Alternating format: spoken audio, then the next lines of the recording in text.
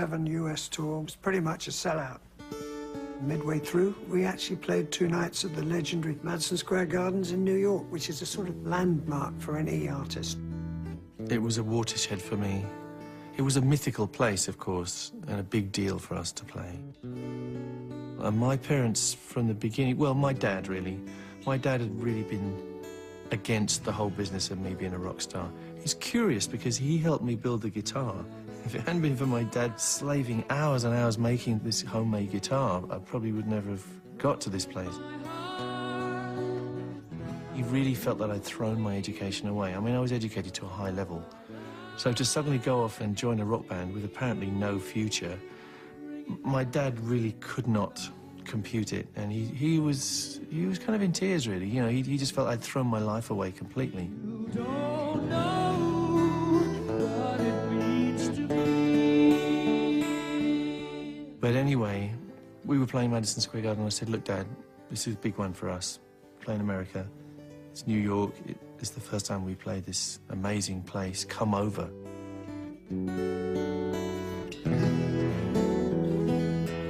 So I said, Dad, you're going on the Concorde. You know, it was my dad and my mum. And they came to the gig. And I remember to this day this feeling that our feet weren't really on the ground. There was so much electricity in this place. You don't know. And we came off thinking, wow, that was really something. And then I went back with my dad. And my dad said, OK. He said, OK, I get it now. Thank you, Madison Square Garden.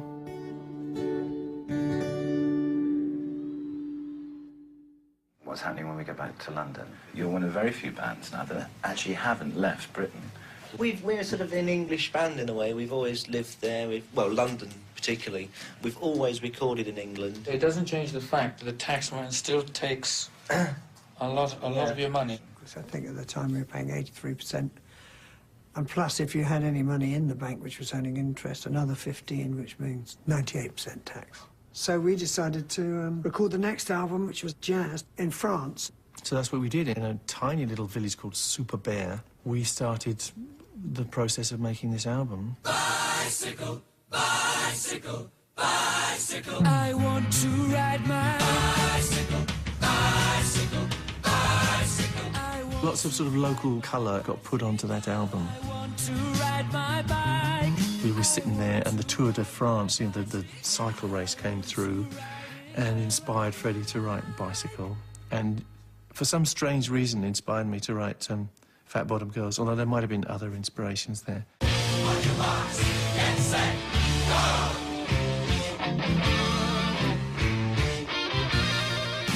Sadly, we weren't there for the filming. But I thought it was a hugely amusing idea. Bicycle, bicycle, bicycle. I remember the huge disappointment that none of us could be at the photo shoot because we were exiled from England, so we couldn't go back in to see it.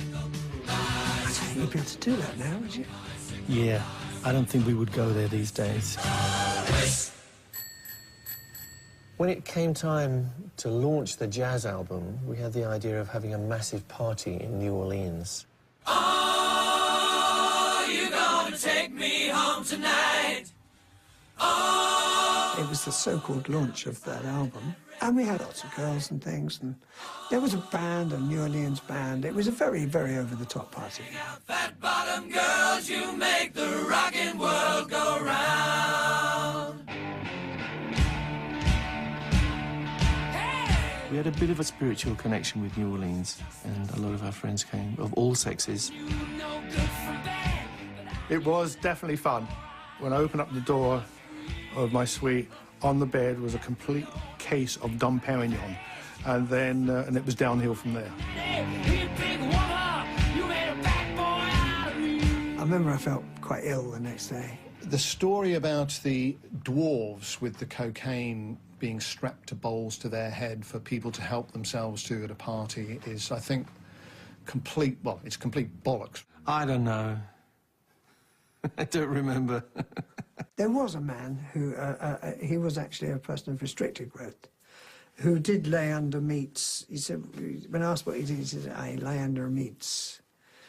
And he's covered in sort of cold cuts and sort of chopped liver and stuff like that. And you couldn't see him. And so people would approach the trestle table, and as they just reached out to scoop their meat, he would just move like that. And that was his act.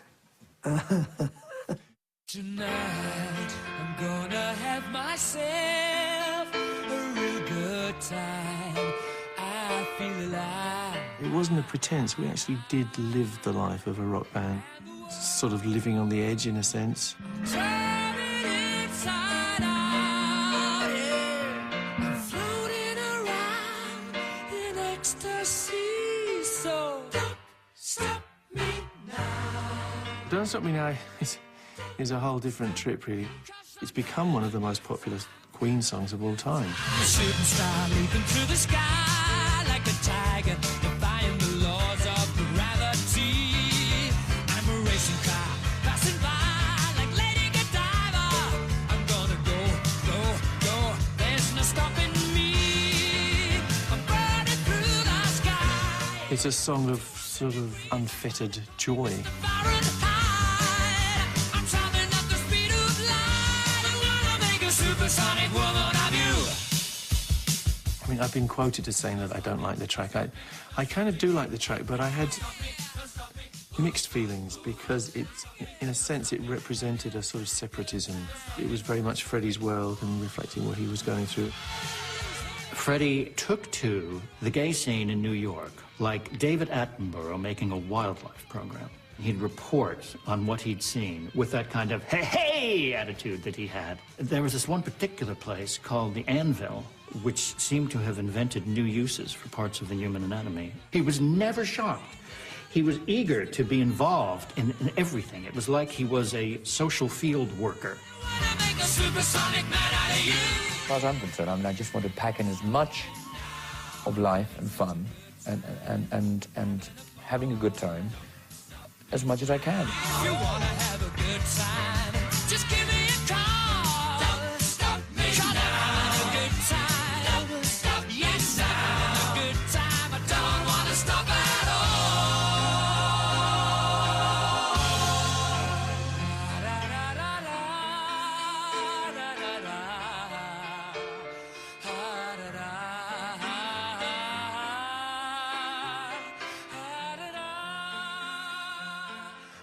The album Jazz was not a complete flop. It did get to #6 in the chart. But Don't Stop Me Now, which is a big favorite in Britain to this day, but in America only got to the 80s.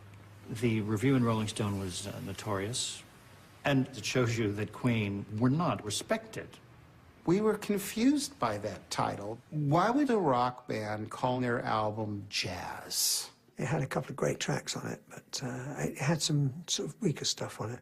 Queen was maybe viewed as the Indian meal that had gone cold in the refrigerator. What's going to happen in '79 for Queen? We're going to make more records, tour even more.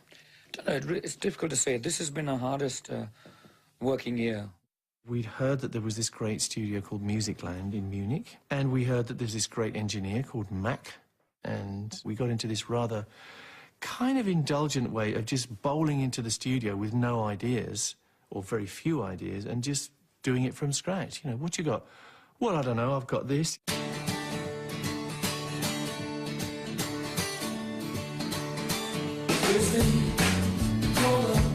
Fred did write the song in the bath in about 10 minutes. And he said, get me a guitar. And he sat on the sofa and started the chords to Crazy Little Thing. And the next thing he said, right, tell them I'm coming over and we've got to go straight into the studio. I was very quick, had everything set up in pretty much no time. And they put it down, and then the best bit was, quickly, let's finish it before Brian gets here, otherwise it takes a little longer.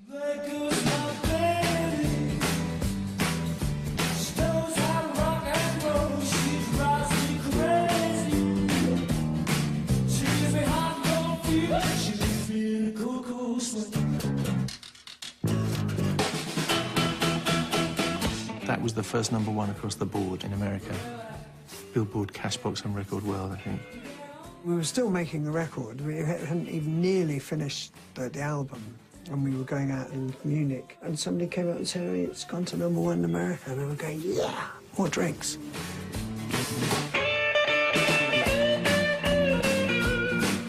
It's a crazy little thing, completely cracked the charts in America, but it wasn't easy to find the follow-up. Play the Game charted outside the US Top 40, but the next single was something very different. One of the things I always liked about Queen was that they were 4 individuals, all of whom brought something to the table, musically and in terms of songwriting, and that includes the bass player, John Deacon.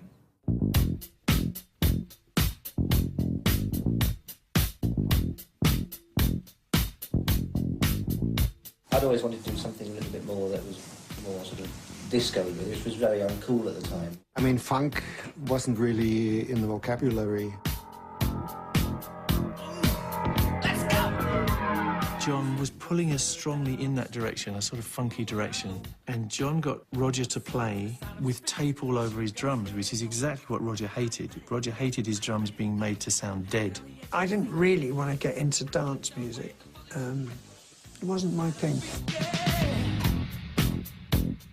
Another one bites the dust.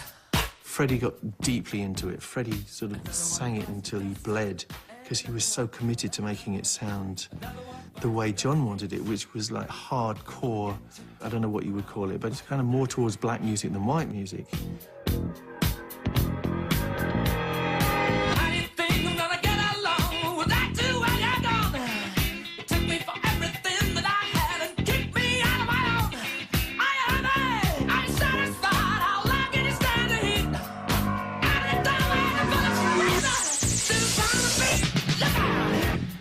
Michael came to several shows, I think, at the Forum in LA, and he loved Freddie.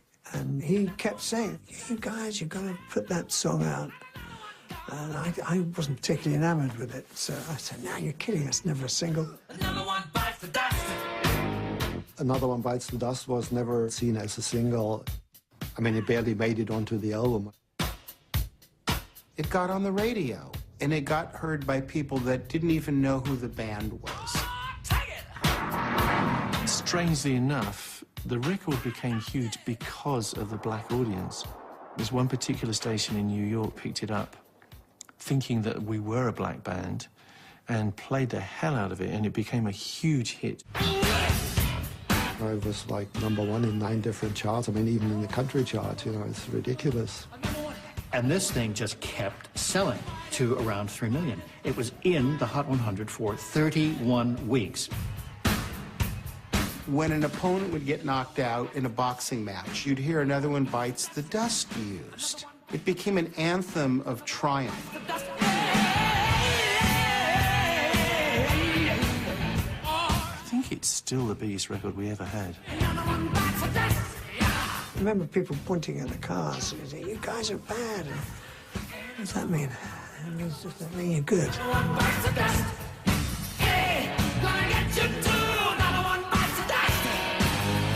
If you're successful in America, basically you've made it. We kind of became the biggest group in the world at that moment. You know, it's a fleeting moment, because someone else will come and take over, but for that moment, we kind of owned the world.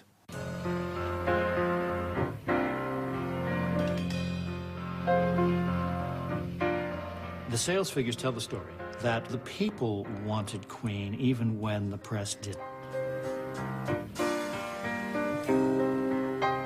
Looking back on it now, I'd say Queen were never in fashion. We were never a fashionable group, I don't think. Maybe that was to our benefit, that we didn't become the thing of the moment. We didn't become a fashionable thing. We were just popular, which got right up some people's noses.